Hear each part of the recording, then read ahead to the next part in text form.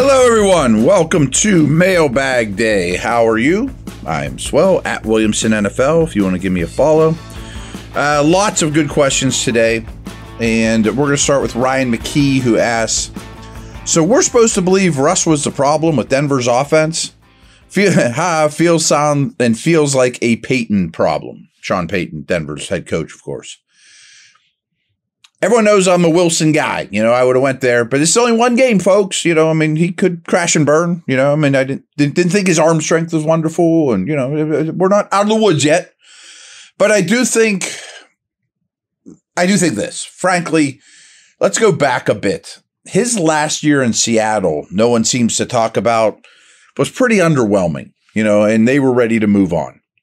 His first year in Denver was an utter disaster. It was some of the worst coaching organization you can imagine. And he was terrible.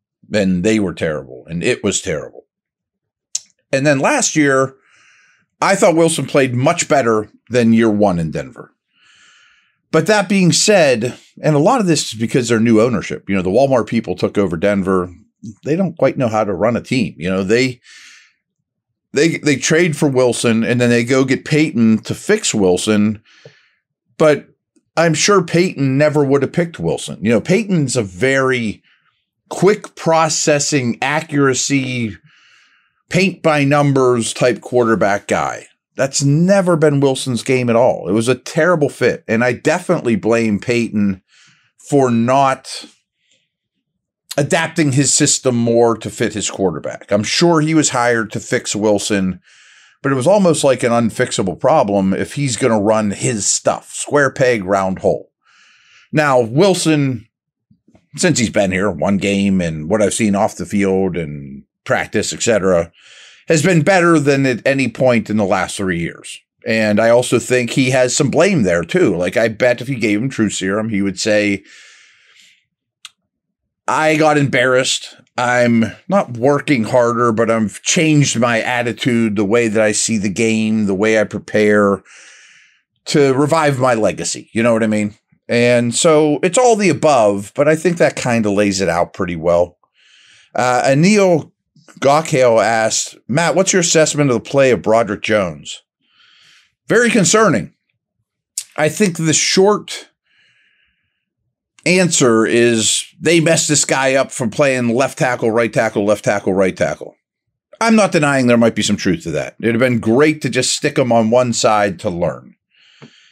But I think it's deeper than that, to be honest with you. It doesn't mean it's not fixable, because he definitely has good moments and he's very talented, and I was very impressed with him his rookie year. But the right tackle, left tackle stuff, if you just look at game snaps in the NFL, real games, regular season, almost all of them have been on the right side, right? He's a right tackle. Practice right tackle stuff. But I see a lot of mental errors, not knowing the snap count, not knowing who to block, not staying on a block long enough and going to the next guy and letting him free. You'll see his feet get really close together. It's terrible. You don't have any leverage or any power with your feet super close together. Just stand there right now, put your feet next to each other, and I could push you over like a pencil standing up. Compared to having a wide base. He will even scissor his feet, and they don't marry well with his hands. They all have to be in unison. I think confidence is a problem. I think he's questioning himself over and over. I don't think he's in a good headspace right now. That all needs to change, but I don't know if this keeps up. I do know if this keeps up, you can't count on him as one of your starting tackles next year. He's in there by default at the moment. Folks, this episode is brought to you by BetOnline, the world's most trusted betting platform and your number one source for everything football. From the NFL to college, BetOnline is every stat, every matchup, even live odds and spreads while the games are being played. When the game's over, head on over to Online Casino and get in a game of blackjack or poker or unwind with one of over 150 slot games. Head to their website today and use promo code BELIEVE, capital, all caps, BLEAV, and get on the action. Bet online, the game starts here.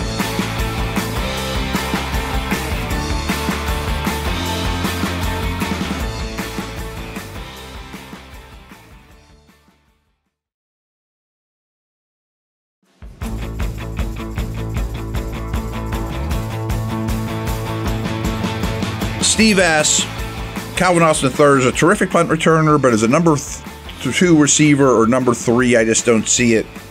If you were GM'd for a day, who would you realistically try to get? I'm thinking Mike Williams is available, bigger body, bigger catch radius, and no pressure to be wide receiver 1. I agree on Austin. I think in a perfect world, he's your 4th receiver, plays 20 snaps a game, some specialty stuff, and is a good punt returner, as you mentioned. I'm fine with Williams, but I'd give you very little for him. I mean, like a 7th round pick from the Jets, and that might get it done. He's hurt a lot. He looks kind of lumbering at this stage, but would he be useful in that receiver room? Yes, and he would have a role. I would be more in the market for Christian Kirk. The Jags are shot. DeAndre Hopkins or Cooper Kupp.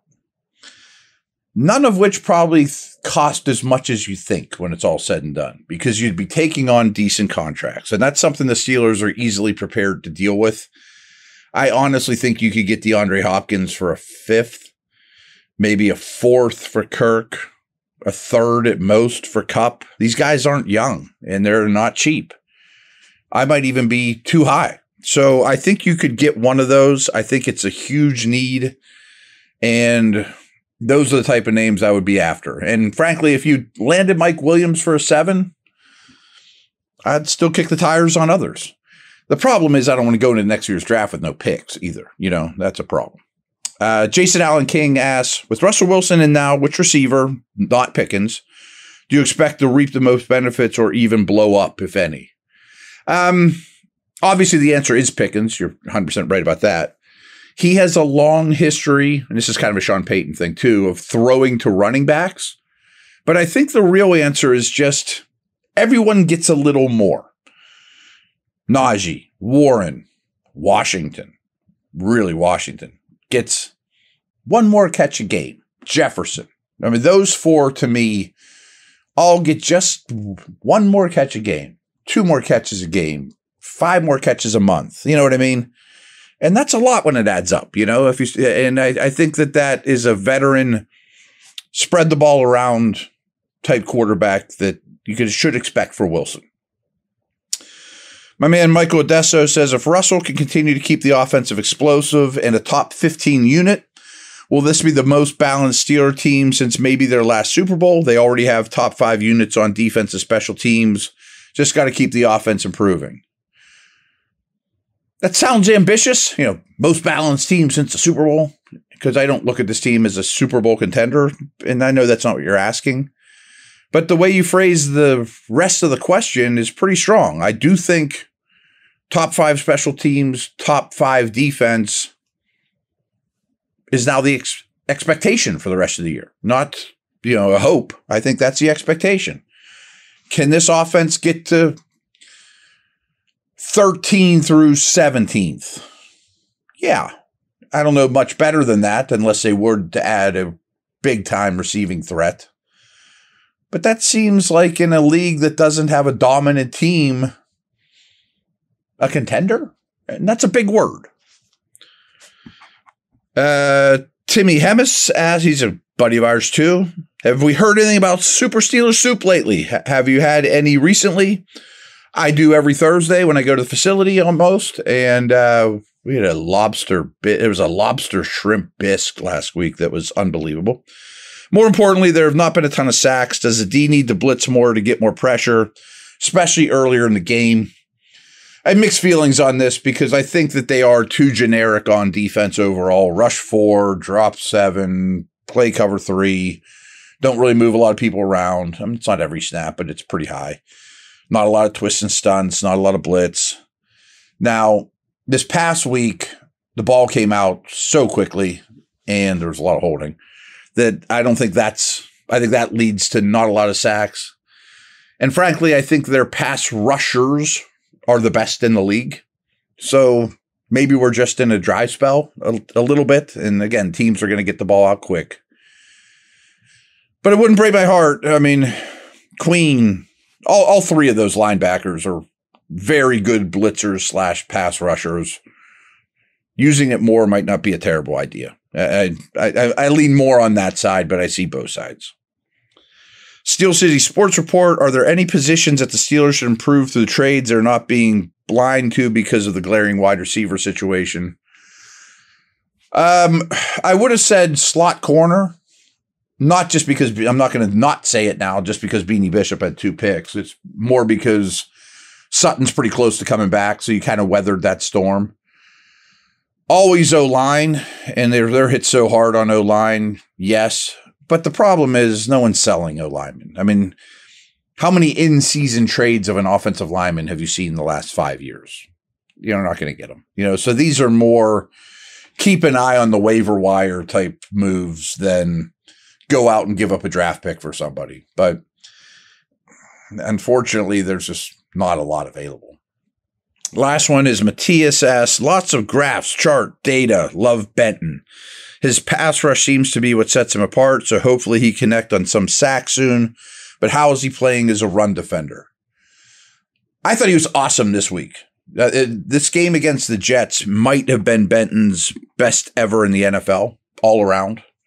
But I think that's a really good question because I think his run defense is a little below the line this year, especially if you're going to look at it from a strict nose tackle standpoint or a traditional nose tackle standpoint.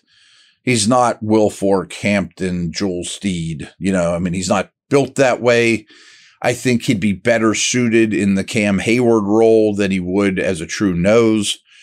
And I don't think the Steelers want a Casey Hampton either. They don't just want a fire plug in the middle. Not that, of course, I'd take Casey Hampton. He's a great player, but what I'm talking about. I think Benton's pass rush is fantastic and only improving. I think his skills, ability, effort, all that stuff is fantastic and only improving.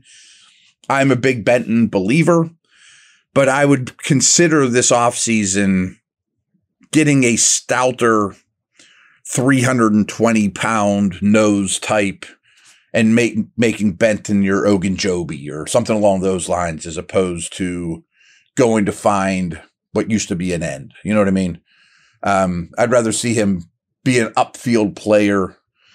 Not that noses aren't. I mean, I'm making it sound like this is Dick LeBeau's old 3-4 where they just sit there and eat gaps.